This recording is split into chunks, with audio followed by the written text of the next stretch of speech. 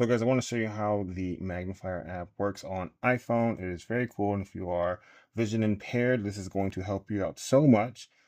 If we just open or do a search for the magnifier app, here it is.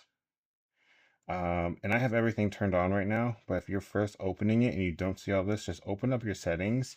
And for instance, detect is shown, right? I'm gonna get rid of activities because I don't need that right now. So here I have detect, capture in the settings. I also have all my secondary controls turned on, so that was I am looking,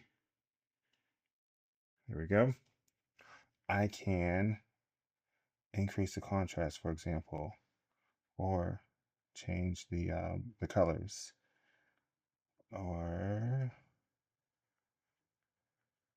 turn on the flash if I was taking an image. All these different things inside the magnifying glass.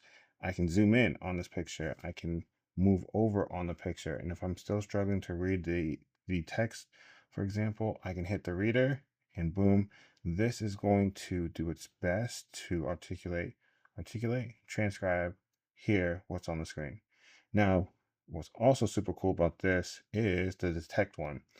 Detect is going to literally white box with text on it on tell you what you're looking at. A group of electronic devices on a green surface in front of a white wall. A computer on a desk in a room. What you're looking at. On a table in If you green and white long press detect, a group of electronic you can choose surface.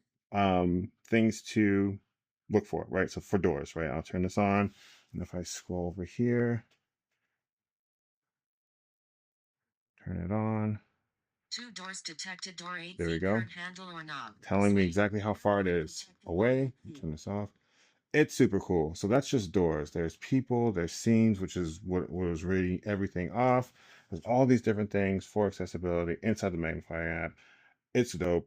If you've ever used it, drop a comment below. Love to hear how you're using it. But that's all I have for today. See you next time.